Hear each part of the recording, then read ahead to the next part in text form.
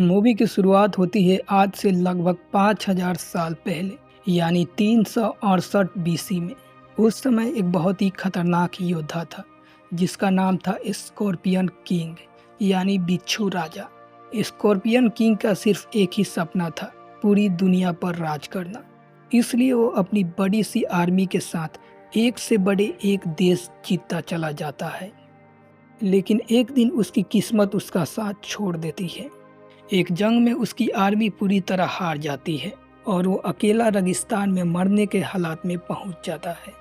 तब वो मौत से बचने के लिए एनिबस यानी मौत के देवता से डील करता है। वो अपनी आत्मा देने के बदले इतनी ताकत मांगता है कि अपने सभी दुश्मनों को एक बार में ख़त्म कर सके।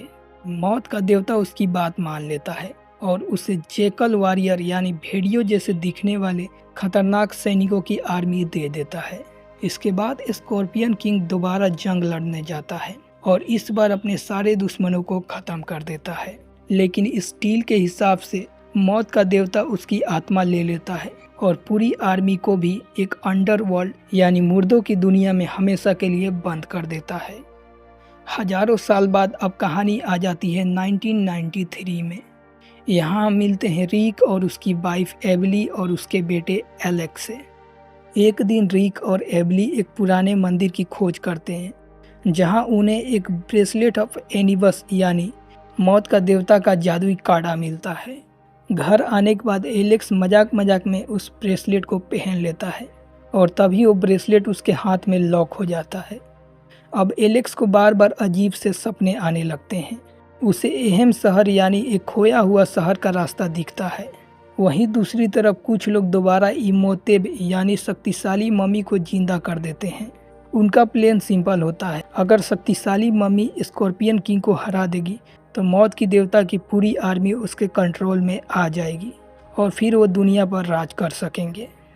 इसी बीच वो एबली को किडनैप कर लेते हैं और एलेक्स को भी अपने साथ ले जाते हैं क्योंकि वो ब्रेसलेट ही उन्हें उस खोए हुए शहर तक पहुंचा सकता है। अब रिक, जोनाथन और उसका दोस्त ये सभी लोग मिलकर उनको बचाने निकल पड़ते हैं। सफ़र के दौरान एलेक्स चुपके चुपके अपने पेरेंट्स के लिए क्लू छोड़ता रहता है ताकि वो उस तक आसानी से पहुंच सके। आखिरकार सब लोग उस खोए हुए शहर तक पहुंच जाते हैं।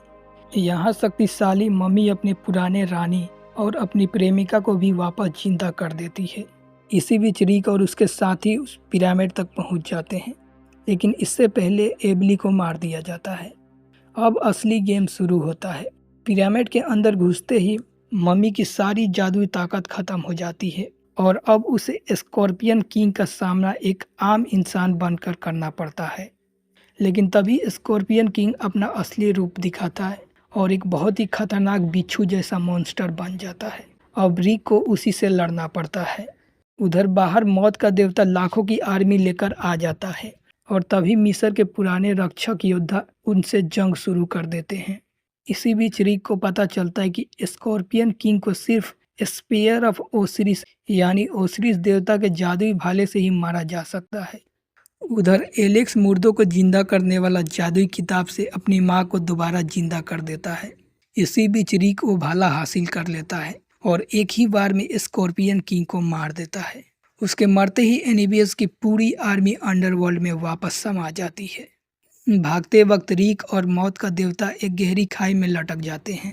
तभी रिक की पत्नी अपनी जान की परवाह किए बिना रिक को बचा लेती है। वहीं दूसरी तरफ मौत की देवता की प्रेमिका उसे छोड़कर भाग जाती है।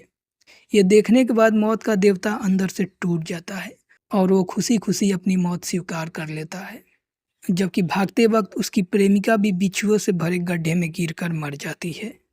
आखिर में रिक और उसका पूरा परिवार वहां से जिंदा बच निकलता है और इसी के साथ ये मूवी यहीं पर ख़त्म हो जाती है।